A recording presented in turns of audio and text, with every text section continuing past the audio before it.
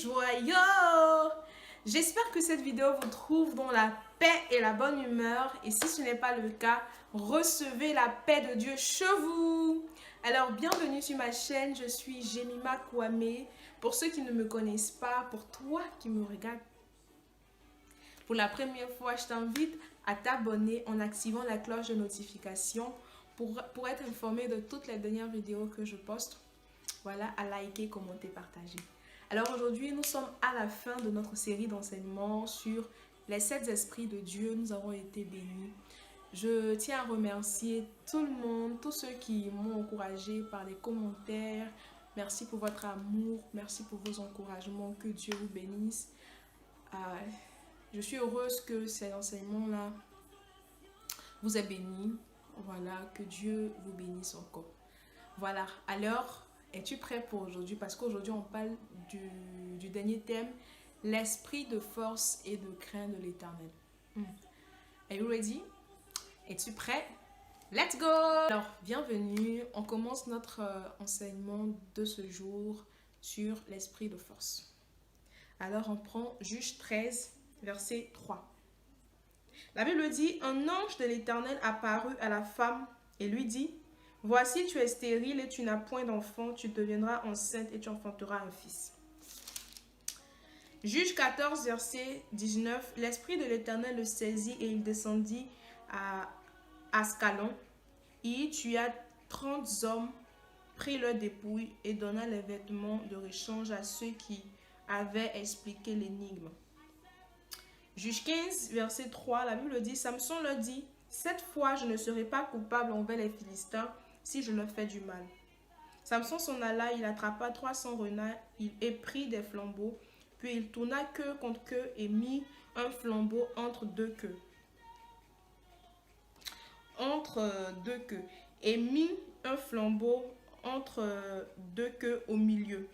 Il alluma les flambeaux, lâcha les renards dans les blés des Philistins et embrasa les tas de gerbes, le blé sur pied et jusqu'aux plantations d'oliviers. Ici, il est question de Samson, un juge que Dieu a suscité en Israël pour délivrer le peuple d'Israël de la main des Philistins. Alors, cet homme, il est assez particulier parce que sa venue a été annoncée par un ange de l'Éternel.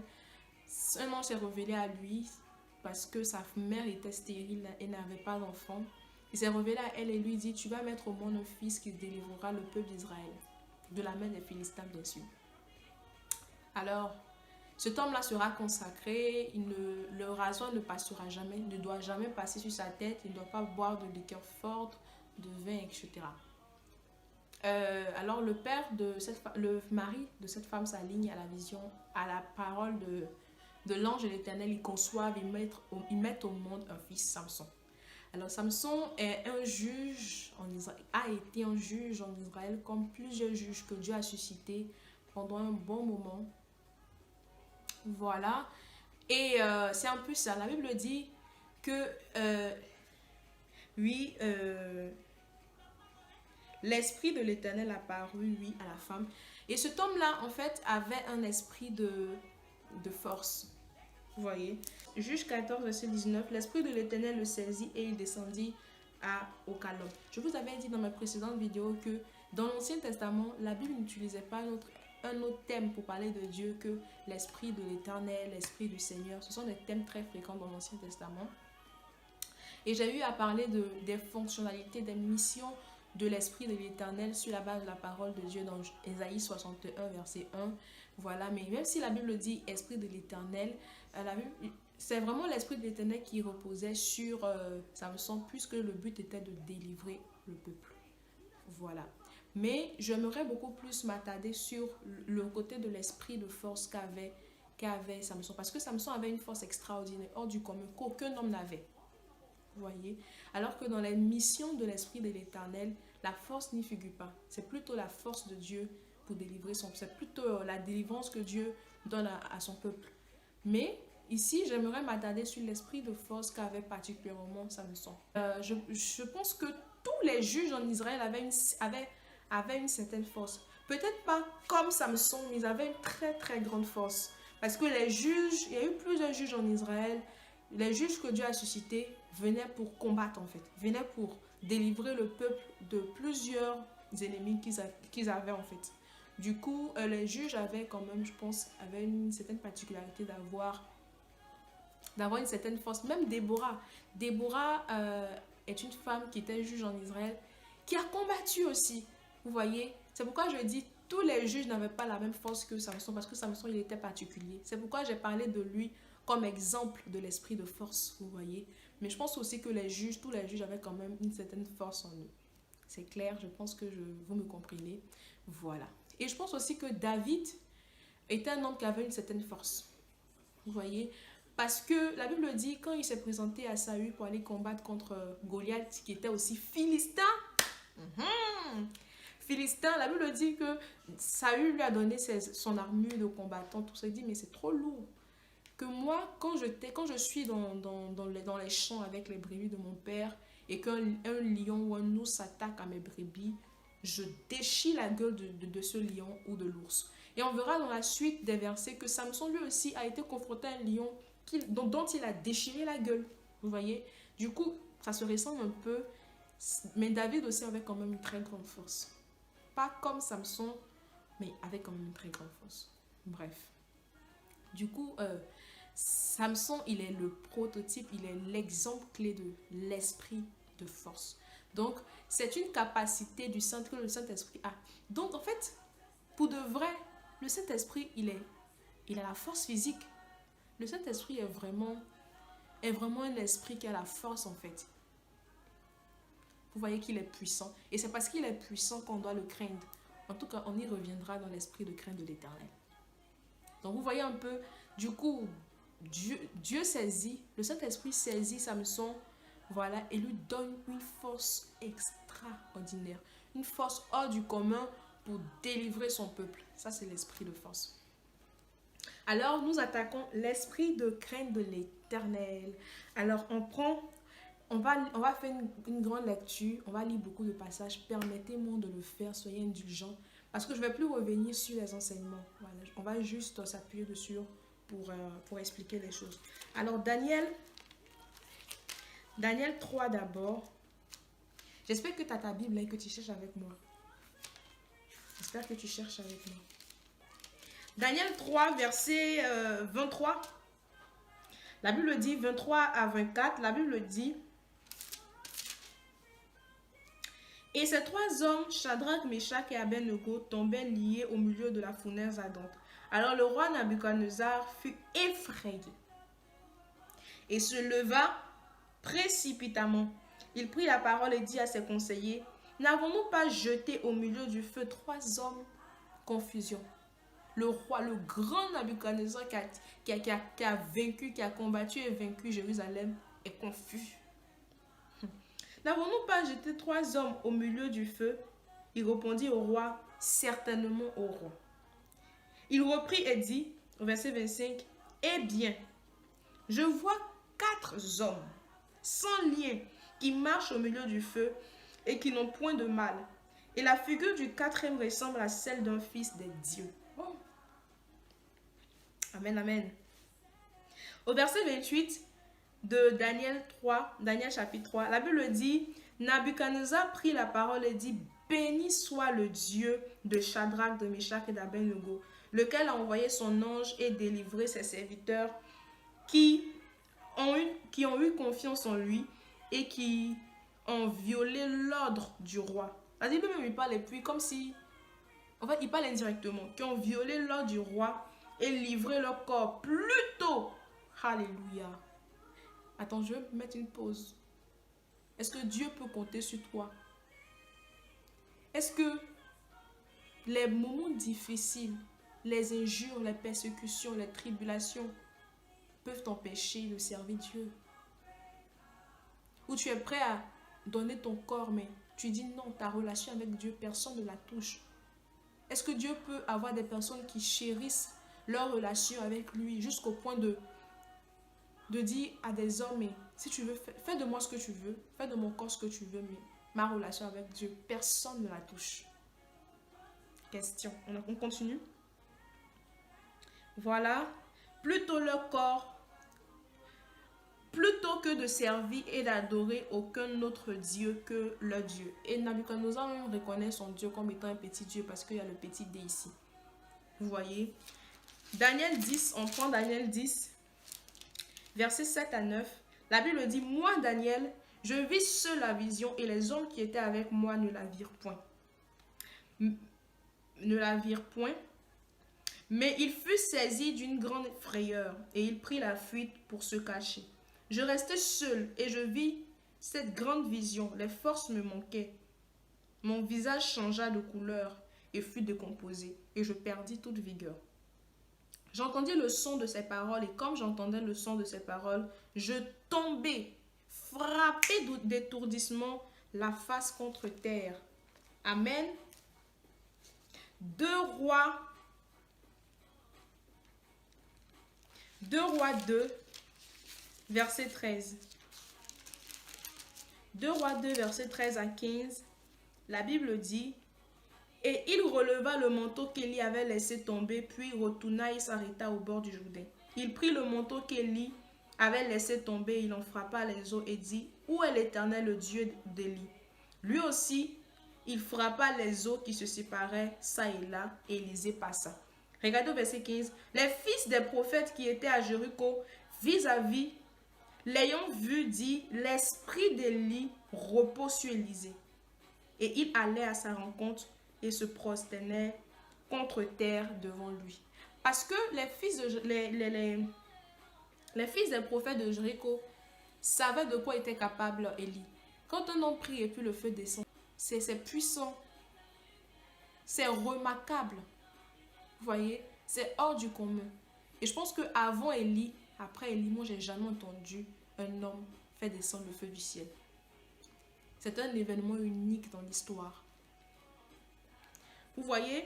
Et Actes, le dernier passage sera dans Actes 5, verset 5.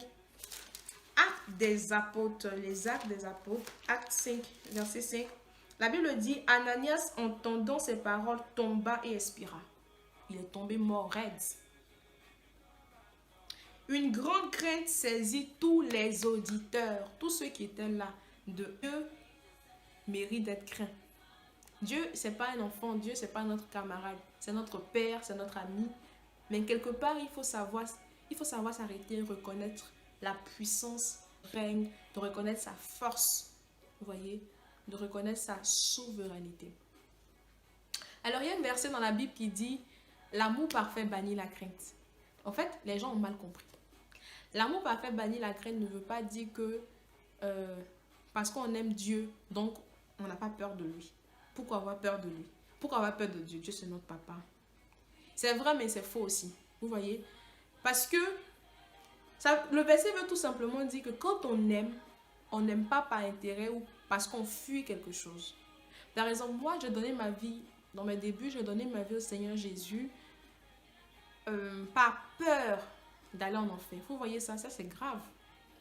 Parce que tout autour de moi, les gens disaient, mais quand on ne donne pas sa vie au Seigneur Jésus, on va en enfer. L'enfer, c'est pour ceux qui ont refusé d'accepter Jésus. Et quand je voyais aussi les projections de films, je voyais les gens souffrir dans le feu, pleurer, se lamenter, dire, il faut que j'aille au paradis, parce que ça, je ne veux pas vivre. Du coup, je me réfugiais en Dieu parce que j'avais peur de l'enfer. C'est faux, c'est un mauvais fondement, c'est erroné. La raison du salut, cette raison du salut-là, elle est force, elle est archi-force. On aime Dieu, on accepte Dieu parce qu'on a compris qu'il est l'essence de la vie. Parce qu'on a compris que Dieu, c'est notre tout. Parce qu'on a compris que Dieu, c'est l'essentiel de la vie, c'est l'essence de la vie. Parce qu'on a réalisé que sans lui, il n'y a point de vie. Alors, j'aime bien la prière que Pierre a faite quand il dit « Jésus, à qui irons-nous? Tu as les paroles de la vie. » Ça veut dire qu'on ne peut pas aller quelque part, on n'ira nulle part ailleurs parce que c'est en toi qu'il y a la vie. Alléluia. À qui irons-nous? Tu as les paroles de la vie. Si par exemple Dieu il est là et il a la mort et l'enfer à la vie. Je préfère aller en enfer où il y a la vie que d'aller chez Dieu où il y a la mort. Je ne sais pas si vous me comprenez. C'est-à-dire Dieu à la mort, l'enfer à la vie. Moi, j'ai mis ma, excusez-moi. Moi, j'ai mis ma, je préfère aller en enfer où il y a la vie que d'aller chez Dieu où il y a la mort. Vous voyez? Donc, le problème n'est pas, le plus important n'est pas d'aller, n'est pas de fuir l'enfer. Le plus important, c'est de rechercher la vie. Et puisque Dieu est la vie, gloire à Dieu, que Dieu est la vie. C'est pourquoi je vais, c'est pourquoi nous suivons Dieu, parce que Dieu est la vie. Si la vie est en enfer, moi j'irai en enfer parce qu'il y a la vie en enfer. Mais puisque ce n'est pas le cas, c'est Dieu qui a la vie. Du coup, je vais vers Dieu parce que lui, il est la vie. Ça fait que maintenant, je ne fuis pas l'enfer. Je vis ma relation avec Dieu simplement, tranquillement, parce que je sais ce que Dieu vaut pour moi. Parce que tu sais ce que Dieu vaut pour toi. C'est pourquoi tu l'aimes. Donc, ça veut dire que plus tu l'aimes et plus tu fais, tu le sers aisément. Ça fera que ton service pour Dieu ne sera pas un fardeau. Tu seras beaucoup plus léger parce que tu sais Dieu par reconnaissance, par amour pour lui. Parce qu'il t'a aimé le premier, donc tu l'aimes. En fait, tu vis ta vie de sanctification sans effort. L'enfer même, en fait, tu ne t'en soucies plus. L'enfer, c'est... En fait, l'enfer ne te dit plus rien. C'est Dieu et que Dieu. Dieu, c'est ton tout. Dieu, c'est ta source. Dieu, c'est ton essentiel. Dieu, c'est ta vie. Dieu, c'est ton devant, ton derrière. Dieu, c'est ta force. Dieu, c'est ton tout. Dieu, c'est ton... Vous voyez? C'est ça, en fait. C'est là le verset de la Bible qui dit « L'amour parfait bannit la crainte là, à tout son sens. » Vous voyez? Mais la crainte dont parle la Bible ici, l'esprit de crainte qui a été relâché sur les auditeurs face à la scène d'Anania Saphira, la crainte de l'Éternel dont parle Daniel ici, où il est tombé face contre terre, l'esprit de crainte de l'Éternel que Nabuchodonosor a eu quand il a vu que les compagnons de Daniel ont été sauvés et qu'il y avait avec eux un fils de Dieu qui est un ange. Toutes ces choses-là, en fait, c'est un esprit qui prône le respect et la révérence à Dieu. C'est pas une crainte pour dire j'ai peur de Dieu. Dieu, il est inapprochable. Dieu, non, c'est pas ça. Non, c'est pas ça. La crainte dont parle la Bible ici, c'est un esprit de conscience de la puissance de Dieu. Un Dieu, une personne qui peut changer la vie d'un homme que par sa parole. Cette personne-là mérite qu'on le craigne. Et cette personne-là, c'est Dieu. Dieu peut changer la vie d'un homme aujourd'hui, à l'instant T.